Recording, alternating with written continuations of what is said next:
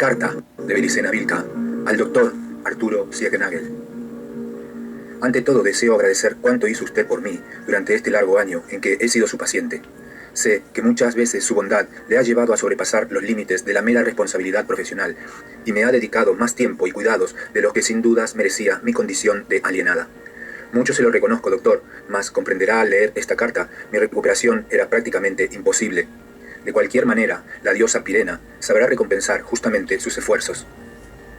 Seguramente, cuando esta carta llegue a sus manos, yo estaré muerta.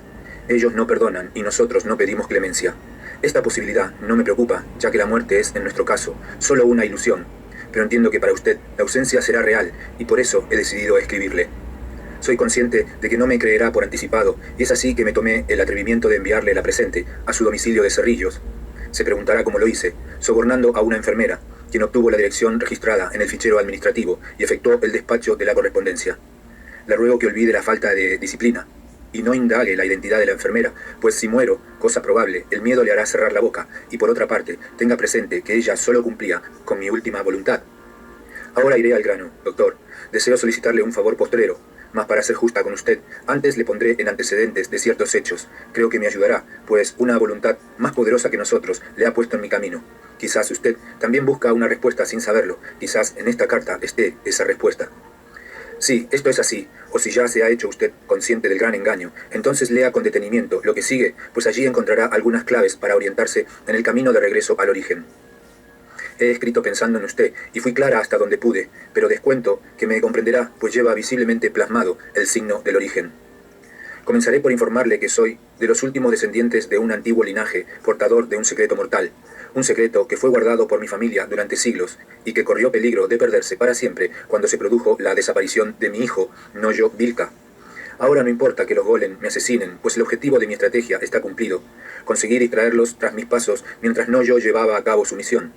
En verdad, él no fue secuestrado, sino que viajó hacia la caverna de Parsifal, en la provincia de Córdoba, para transportar hasta allí la espada sabia de la casa de Tarsis. Y yo partí enseguida, en sentido contrario, con la consigna de cubrir la misión de Noyo, desviando sobre mí la persecución de los golem. La sabiduría hiperbórea me ayudó, aunque nada podría hacer al final contra el poder de sus diabólicas drogas, una de las cuales me fue suministrada hábilmente en uno de los viajes que hice a la provincia de Jujuy. Después de eso vino la captura por parte del ejército y la historia que usted conoce. Pero todo esto lo entenderá con más claridad cuando le revele, como mi legado póstumo, el secreto familiar. El secreto, en síntesis, consiste en lo siguiente. La familia mantuvo oculto, mientras transcurrían 14 generaciones americanas, el instrumento de un antiguo misterio, tal vez del más antiguo misterio de la raza blanca. Tal instrumento permite a los iniciados hiperbóreos conocer el origen extraterrestre del espíritu humano y adquirir la sabiduría suficiente como para regresar a ese origen, abandonando definitivamente el demencial universo de la materia y la energía de las formas creadas. ¿Cómo llegó a nuestro poder ese instrumento? En principio le diré que fue traído a América por mi antepasado Lito de Tarsis, quien desembarcó en Colonia Coro en 1534, y pocos años después fundó la rama tucumana de la estirpe. Pero esto no responde a la pregunta. En verdad, para aproximarse a la respuesta directa, habría que remontarse a miles de años atrás, hasta la época de los reyes de mi pueblo, de quienes Lito de Tarsis era uno de los últimos descendientes. Aquel pueblo que habitaba la península ibérica desde tiempos inmemoriales lo denominaré, para simplificar, íbero en adelante, sin que ello signifique adherir a ninguna teoría antropológica o racial moderna. La verdad es que poco se sabe actualmente de los íberos, pues todo cuanto a ellos se refería, especialmente a sus costumbres y creencias, fue sistemáticamente destruido u ocultado por nuestros enemigos. Ahora bien, en la época en que conviene comenzar a narrar esta historia, los íberos se hallaban divididos en dos bandos irreconciliables, que se combatían a muerte mediante un estado de guerra permanente. Los motivos de esa enemistad no eran menores, se basaban en la práctica de cultos esencialmente contrapuestos, en la adoración de dioses enemigos. Por lo menos, esto era lo que veían los miembros corrientes de los pueblos combatientes. Sin embargo, las causas eran más profundas y los miembros de la nobleza gobernante, reyes y jefes, las conocían con bastante claridad.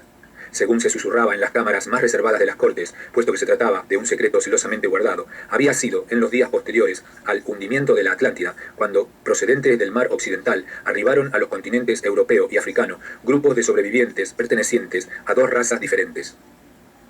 Unos eran blancos, semejantes a los miembros de mi pueblo, y los otros eran de tez más morena, aunque sin ser completamente negros como los africanos. Estos grupos, no muy numerosos, poseían conocimientos asombrosos, incomprensibles para los pueblos continentales, y poderes terribles, poderes que hasta entonces solo se concebían como atributo de los dioses. Así pues, poco les costó ir dominando a los pueblos que hallaban a su paso. Y digo que hallaban a su paso, porque los atlantes no se detenían jamás definitivamente en ningún lugar, sino que constantemente avanzaban hacia el este. Mas tal marcha era muy lenta, pues ambos grupos se hallaban abocados a muy difíciles tareas, las que insumían mucho tiempo y esfuerzo, y para completar las cuales necesitaban el apoyo de los pueblos nativos. En realidad, solo uno efectuaba la tarea más pesada, puesto que, luego de estudiar prolijamente el terreno, se dedicaba a modificarlo en ciertos lugares especiales mediante enormes construcciones megalíticas, menhires, dólmenes, cromlechs, pozos, montes artificiales, cuevas, etc. Aquel grupo de constructores era de la raza blanca y había precedido en su avance al grupo moreno. Este último, en cambio, parecía estar persiguiendo al grupo blanco, pues su desplazamiento era aún más lento y su tarea consistía en destruir o alterar mediante el tallado de ciertos signos las construcciones de aquellos. Como decía, estos grupos jamás se detenían definitivamente en un sitio, sino que luego de concluir su tarea continuaban moviéndose hacia el este. Empero, los pueblos nativos que permanecían en los primitivos solares ya no podían retornar jamás a sus antiguas costumbres. El contacto con los atlantes los había transmutado culturalmente. El recuerdo de los hombres semidivinos procedentes del mar occidental no podría ser olvidado por milenios. Y digo esto para plantear el caso improbable de que algún pueblo continental hubiese podido permanecer indiferente tras su partida. Realmente esto no podía ocurrir porque la partida de los atlantes no fue nunca brusca, sino cuidadosamente planificada, solo concretada cuando se tenía la seguridad de que justamente los pueblos nativos se encargarían de cumplir con una misión que sería del agrado de los dioses. Para ello, habían trabajado pacientemente sobre las mentes dúctiles de ciertos miembros de las castas gobernantes, convenciéndolos sobre la conveniencia de convertirse en sus representantes frente al pueblo. Una oferta tal sería difícilmente rechazada por quien detente una mínima vocación de poder, pues significa que, para el pueblo, el poder de los dioses ha sido transferido a algunos hombres privilegiados, a algunos de sus miembros especiales. Cuando el pueblo ha visto una vez el poder y guarda memoria de él, su ausencia posterior pasa inadvertida si allí se encuentran los representantes del poder. Y sabido es que los regentes del poder acaban siendo los sucesores del poder. A la partida de los atlantes, pues, siempre quedaban sus representantes, encargados de cumplir y hacer cumplir la misión que agradaba a los dioses. ¿Y en qué consistía aquella misión? Naturalmente, tratándose del compromiso contraído con dos grupos tan diferentes como el de los blancos o los morenos atlantes, no podía referirse sino a dos misiones esencialmente opuestas. No describiré aquí los objetivos específicos de tales misiones, pues serían absurdas e incomprensibles para usted. Diré, en cambio, algo sobre las formas generales con que las misiones fueron impuestas a los pueblos nativos. No es difícil distinguir esas formas e inclusive intuir sus significados, si se observan los hechos con la ayuda del siguiente par de principios. En primer lugar, hay que advertir que los grupos de atlantes desembarcados en los continentes luego del hundimiento de la Atlántida no eran meros sobrevivientes de una catástrofe natural, algo así como simples náufragos, sino hombres procedentes de una guerra espantosa y total. El hundimiento de la Atlántida es, en rigor de la verdad, solo una consecuencia, el final de una etapa en el desarrollo de un conflicto, de una guerra esencial, que comenzó mucho antes, en el origen extraterrestre del espíritu humano y que aún no ha concluido. Aquellos hombres entonces actuaban regidos por las leyes de la guerra, no efectuaban ningún movimiento que contradijese los principios de la táctica, que pusiese en peligro la estrategia de la guerra esencial. La guerra esencial es un enfrentamiento de dioses, un conflicto que comenzó en el cielo y luego se extendió a la tierra, involucrando a los hombres en su curso. En el teatro de operaciones de la Atlántida solo se libró una batalla de la guerra esencial, y en el marco de las fuerzas enfrentadas, los grupos de atlantes que he mencionado, el blanco y el moreno, habían intervenido como planificadores o estrategas de su bando respectivo. Es decir, que ellos no habían sido ni los jefes ni los combatientes directos en la batalla de la Atlántida. En la guerra moderna, sus funciones serían las propias de los analistas de Estado Mayor, salvo que aquellos analistas no disponían de las elementales computadoras electrónicas programadas con juegos de guerra, como los modernos, sino de un instrumento incomparablemente más perfecto y temible, el cerebro humano especializado hasta el extremo de sus posibilidades. En resumen, cuando se produce el desembarco continental, una fase de la guerra esencial ha terminado. Los jefes se han retirado a sus puestos de comando y los combatientes directos que han sobrevivido al aniquilamiento mutuo padecen diversa suerte. Algunos intentan reagruparse y avanzar hacia una vanguardia que ya no existe. Otros creen haber sido abandonados en el frente de batalla. Otros huyen en desorden. Otros acaban por extraviarse o terminan olvidando la guerra esencial.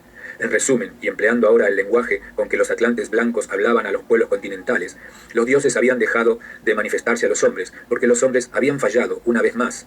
No resolvieron aquí el conflicto, planteado a escala humana, dejando que el problema regresase al cielo y enfrentase nuevamente a los dioses. Pero los dioses se habían enfrentado por razón del hombre, porque unos dioses querían que el espíritu del hombre regresase a su origen, más allá de las estrellas, mientras que otros pretendían mantenerlo prisionero en el mundo de la materia. Los atlantes blancos estaban con los dioses que querían liberar al hombre del gran engaño de la materia y afirmaban que se había luchado reciamente por alcanzar ese objetivo.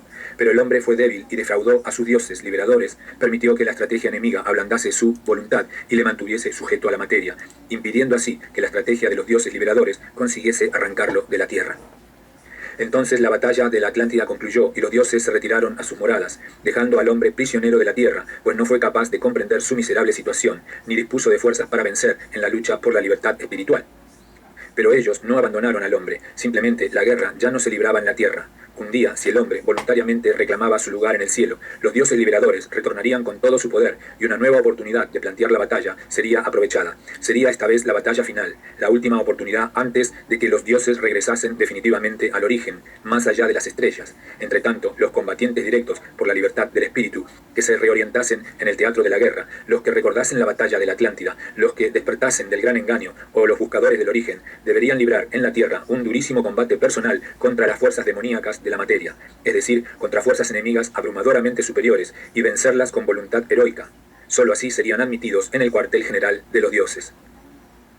En síntesis, según los atlantes blancos, una fase de la guerra esencial había finalizado. Los dioses se retiraron a sus moradas y los combatientes estaban dispersos. Pero los dioses volverían. Lo probaban las presencias atlantes allí, construyendo y preparando la tierra para la batalla final. En la Atlántida, los atlantes morenos fueron sacerdotes que propiciaban el culto a los dioses traidores al espíritu del hombre. Los atlantes blancos, por el contrario, pertenecían a una casta de constructores guerreros o guerreros sabios que combatían en el bando de los dioses liberadores del espíritu del hombre, junto a las castas noble y guerrera de los hombres rojos y amarillos, quienes nutrieron las filas de los combatientes directos. Por eso los atlantes morenos intentaban destruir sus obras, porque adoraban a las potencias de la materia y obedecían el designio con que los dioses traidores encadenaron el espíritu a la naturaleza animal del hombre. Los atlantes blancos provenían de la raza que la moderna antropología denomina de Cromañón. Unos 30.000 años antes, los dioses liberadores que por entonces gobernaban la Atlántida habían encomendado a esta raza una misión de principio, un encargo cuyo cumplimiento demostraría su valor y les abriría las puertas de la sabiduría. Debían expandirse por todo el mundo y exterminar al animal hombre, al homínido primitivo de la tierra, que solo poseía cuerpo y alma, pero carecía de espíritu eterno, es decir, a la raza que la antropología ha bautizado como de Neandertal, hoy extinguida. Los hombres de Cromañón cumplieron con tal eficiencia esa tarea que fueron recompensados por los dioses liberadores con la autorización para reagruparse y habitar en la Atlántida. Allí adquirieron posteriormente el magisterio de la piedra y fueron conocidos como guardianes de la sabiduría lítica y hombres de piedra. Así, cuando digo que pertenecían a una casta de constructores guerreros, ha de entenderse constructores en piedra, guerreros sabios en la sabiduría lítica. Y esta aclaración es importante porque en su ciencia solo se trabajaba con piedra, vale decir, tanto las herramientas como los materiales de su ciencia consistían en piedra pura, con exclusión explícita de los metales. Los metales, explicarían luego a los íberos, representaban a las potencias de la materia y debían ser cuidadosamente evitados o manipulados con mucha cautela. Al transmitir la idea de que la esencia del metal era demoníaca, los atlantes blancos buscaban evidentemente infundir un tabú en los pueblos aliados, tabú que, por lo menos en caso del hierro, se mantuvo durante varios miles de años. Inversamente, los atlantes morenos, sin dudas, por su particular relación con las potencias de la materia, estimulaban a los pueblos que les eran adictos a practicar la metalurgia y la orfebrería, sin restricciones hacia ningún metal. Y este es el segundo principio que hay que tener presente, doctor Arturo Siennagel. Los atlantes blancos encomendaron a los íberos que los habían apoyado en las construcciones megalíticas una misión que puede resumirse en la siguiente forma: proteger las construcciones megalíticas y luchar a muerte contra los aliados de los atlantes morenos. Estos últimos, por su parte, propusieron a los íberos que los secundaban una misión que podría formularse así: destruir las construcciones megalíticas, si ello no fuese posible, modificar las formas de las piedras hasta neutralizar las funciones de los conjuntos. Si ello no fuese posible, grabar en las piedras los signos arquetípicos de la materia, correspondientes con la función a neutralizar. Si ello no fuese posible, distorsionar al menos el significado bélico de la construcción, convirtiéndola en monumento funerario, etc., y combatir a muerte a los aliados de los atlantes blancos. Como dije antes, luego de imponer estas misiones, los atlantes continuaban su lento avance hacia el este, los blancos siempre seguidos a prudente distancia por los morenos. Es por eso que los morenos tardaron miles de años en alcanzar Egipto, donde se asentaron e impulsaron una civilización que duró otros tantos miles de años y en la cual oficiaron nuevamente como sacerdotes de las potencias de la materia. Los atlantes blancos, en tanto, siguieron siempre hacia el este, atravesando Europa y Asia por una ancha franja que limitaba en el norte con las regiones árticas, y desapareciendo misteriosamente al fin de la prehistoria. Sin embargo, tras de su paso, belicosos pueblos blancos se levantaron sin cesar, aportando lo mejor de sus tradiciones guerreras y espirituales a la historia de Occidente. Mas, ¿a dónde se dirigían los atlantes blancos? A la ciudad de Ktagar o Agartha, un sitio que, conforme a las revelaciones hechas a mi pueblo, era el refugio de alguno de los dioses liberadores, los que aún permanecían en la tierra, aguardando la llegada de los últimos combatientes. Aquella ignota ciudad había sido construida en la tierra hacía millones de años, en los días en que los dioses liberadores vinieron de Venus y se asentaron sobre un continente al que nombraron Hiperbórea, en recuerdo de la patria del espíritu. En verdad, los dioses liberadores afirmaban provenir de Hiperbórea, un mundo increado, es decir, no creado por el dios creador, existente más allá del origen. Al origen lo denominaban Thule, y según ellos, Hiperbórea significaba patria del espíritu. Había así una Hiperbórea original y una Hiperbórea terrestre, y un centro isotrópico, Thule, asiento del Graal, que reflejaba al origen y que era tan inubicable como este.